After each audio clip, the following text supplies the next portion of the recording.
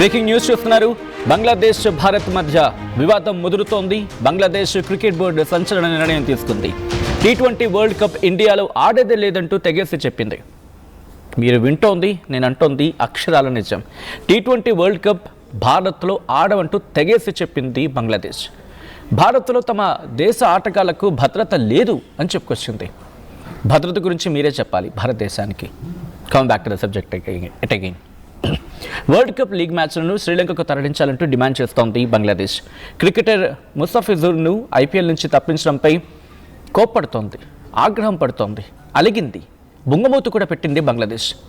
బంగ్లాదేశ్లో ఐపీఎల్ ప్రసారాలు నిలిపివేయాలని బంగ్లా క్రీడా మంత్రిత్వ శాఖ డిమాండ్ చేస్తోంది. ఇప్పటికే బంగ్లా టూర్ను హోల్డ్లో పెట్టింది బీసీసీఐ.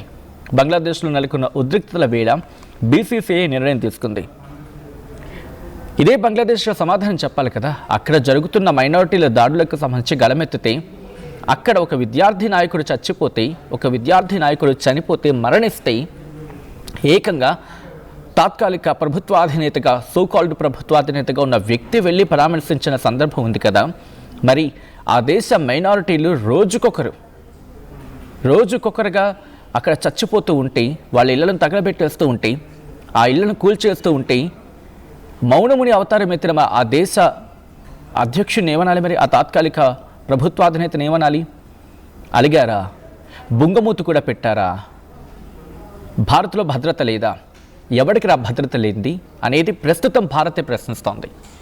ఎవరికి భద్రత లేదు? మీ దేశంలో మీ మైనారిటీలకు భద్రత లేదు, మీకు భద్రత లేదు, మీ జీడిపికి భద్రత లేదు, మీకు ఆహార భద్రత లేదు, ఆర్థిక భద్రత లేదు, సైనిక భద్రత లేకుండా పోతోంది. ఇంకా చెప్పాలంటే మీ సైన్యం ఇంకాస్తో కోస్త గట్టిగా నిల్చుంది కాబట్టి మీ ప్రభుత్వాధినేత, ఆ ముసలి ప్రభుత్వాధినేత సోకాల్డ్ ఆయన యూనిస్ ఫిబ్రవరిలో ఎన్నికలు పెట్టాడు. ప్రశ్నించే దమ్ము లేదు మీకు, మీ క్రికెట్ బోర్డుకి. కనీసం గొంతెత్తారా ఎప్పుడైనా? ఎస్, ముస్తఫిజుర్ను ఒకరిని ఐపీఎల్ అదొక ప్రైవేట్ ఈవెంట్ కాదా? అది ఇండియన్ ప్రీమియర్ లీగ్. అదొక ఇండియన్ ప్రీమియర్ లీగ్. వాళ్ళు కావాలంటే తీసుకుంటారా, లేకపోతే లేదు. ఆ బీసీసీఐ ఇష్టం అది. ఒక క్రికెటర్ ఆడద్దు అంటే కనుక భారత్లోనే కొంతమంది క్రికెటర్ని నిషేధించిన సందర్భం ఉంది కదా. గత కొద్ది చరిత్రకు వెళ్ళండి. ఐపీఎల్కి ఆల్టర్నేటివ్గా ఇంకొకటి ఏదో దాన్ని బిల్డ్ చేస్తూ ఉంటే, subject to the correction at again వాళ్ళు దాంట్లో ఆడుతున్నారని చెప్పి ఐపీఎల్ స్టార్టింగ్లో వాళ్ళని నిషేధించిన సందర్భాలు లేవా? ఎందుకు దాంట్లో మన తెలుగు వాళ్ళ పేర్లు కూడా లేవా? నేను ఇప్పుడు ఆ గతాన్ని దాన్ని తవ్వాలని నా ఉద్దేశం కాదు. సో ఆ క్రికెట్ బోర్డు అది వాళ్ళ ఇష్టం. మీరు దానికి భద్రతకు ముడిపెట్టడం ఎంతవరకు సమంజసం? భద్రత గురించి మనం మాట్లాడితే మరి మీ దేశంలో భద్రత ఏమైపోతుంది? ఎంతమంది మైనారిటీలు వాళ్ళ ప్రాణాలు కోల్పోతున్నారు? మీ సైన్యం ఎందుకు కలగజేసుకోవాల్సి వస్తుంది మీ ప్రభుత్వాల విషయంలో? ఎంతమంది? అరే మీ చరిత్ర ఒక్కసారి చూసుకోండి, మీ చరిత్రను ప్రశ్నించుకోండి. బంగ్లాదేశ్ క్రికెట్ బోర్డు చాలా శుతిమెత్తగా నేను చెప్తున్నా, హెచ్చరిస్తున్నాం. మీ దేశ సైనికులే, నేను మొత్తం మీ సైన్యాన్ని తప్పుపట్టట్లేదు, మీ దేశ సైనికులే అధ్యక్షుని చంపలేదా? ఆ చరిత్ర మీది కాదా? దాని తర్వాత ఇంకొక వ్యక్తిని, అదే స్థానంలో ఉన్న వ్యక్తిని, 6 ఏళ్ల తిరగకుండానే ఇంకొక వ్యక్తిని హతమార్చలేదా? ఇంత జరిగిన తర్వాత మీ దేశ ప్రధాని అక్కడ పారిపోతూ ఉంటే, అక్కడ పారిపోవాల్సిన సందర్భం వస్తే కాపాడలేకపోయింది.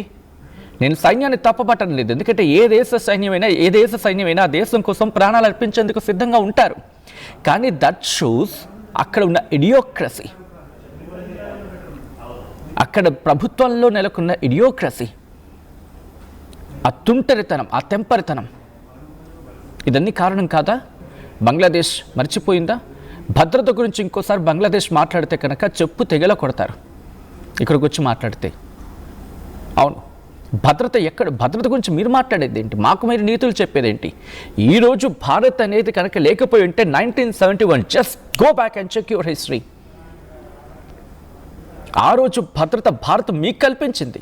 మీ దేశానికి ఈరోజు 4 మెతుకులు మీరు తింటున్నారంటే, సోకాల్డ్ ప్రభుత్వాధినేతలు, సోకాల్డ్ ప్రభుత్వం వచ్చేస్తుందంటే ఆ రోజు భారత్ పెట్టిన భిక్ష.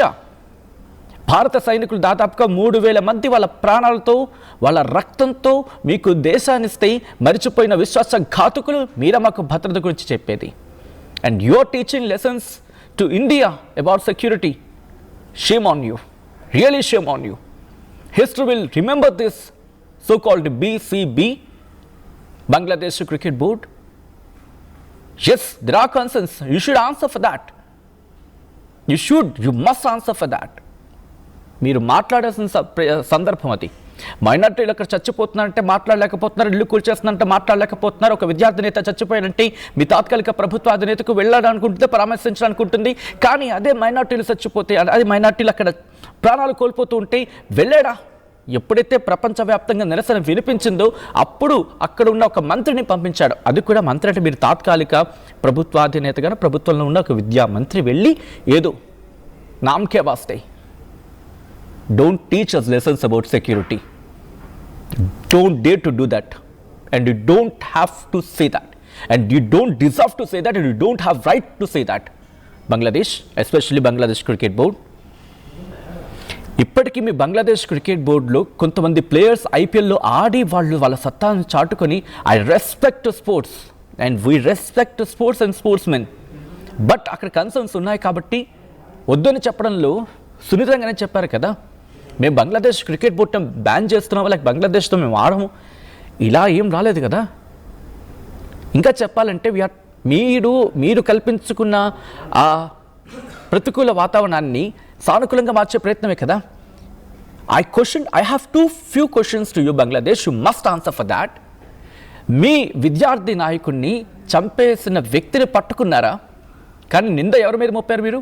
భారత్ మీద కాదా? పారిపోయాడని చెప్పి భారత్ మీద మీరు నెపం మోపలేదా? Why don't you question your government? Why don't you question your failure governance? Why don't you question that? అక్కడ ప్రశ్నించు. And never ever dare to question India, Bharat about security.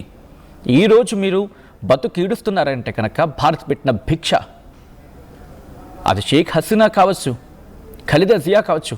ఎప్పుడు ఆ విషయంలో అఫ్కోర్స్ ఖలీదా జియా కొన్ని మాటలు భారత్కి వ్యతిరేకంగా అని ఉండొచ్చు కాక, కానీ ఆవిడెప్పుడు భారత్కి అంటే భారత్కి కాస్త ప్రతికూలంగా మాట్లాడి ఉండొచ్చు తప్ప భారత్ చేసిన సాయాన్ని మాత్రం ఎప్పుడు ఖండించలేదు ఆవిడ. కాస్త హిస్టరీ వెళ్ళి చెక్ చేసుకోండి మీరు. ఇప్పటికీ కూడా అక్కడ రాజకీయాలకు బలైపోతుంది ప్రజలు, సామాన్యులు, మైనార్టీలు. ఇండియాలో బంగ్లాదేశ్ మొత్తం 4 మ్యాచ్లు ఆడాల్సి ఉంటుంది అన్నమాట. when it's come back to the subject. ఫిబ్రవరి 7న వెస్టిండీస్, అలాగే ఫిబ్రవరి 9న ఇటలీతో, ఫిబ్రవరి 14న ఇంగ్లాండ్తో కోల్కతా మ్యాచ్. ఇలా కోల్కతాలో మ్యాచ్ అది. ఫిబ్రవరి 15న ముంబైలో నేపాల్తో మ్యాచ్ ఉంది. ఈ 4 మ్యాచ్లను కూడా శ్రీలంక తరలించాలని చెప్పి వేడుకుంటోంది. వెళ్ళండి, ఆడుకోండి.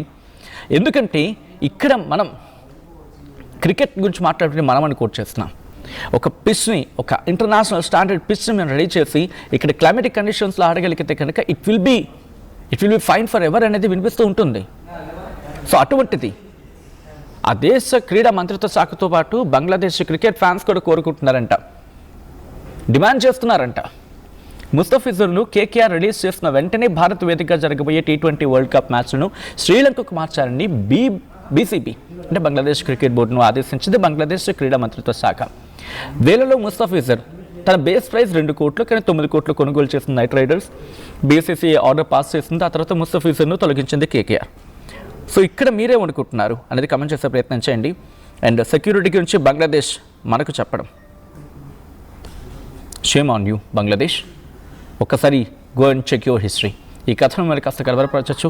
అయితే మిమ్మల్ని కలవరపడి గురి చేయడం RTV ఉద్దేశం కాదు, కానీ ఇటువంటి కథను చూసినప్పుడు కాస్త కలవరపడే అవకాశం ఉంటుంది కాబట్టి దీనికి సంబంధించిన జాగ్రత్తలు తీసుకోవాలని RTV సూచించడం జరుగుతోంది. చరిత్ర సృష్టించినోడు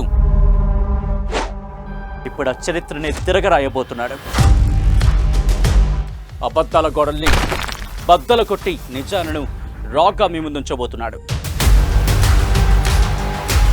నిజమైన వార్తల కోసం వెంటనే డౌన్లోడ్ చేసుకోండి రా యాప్ని.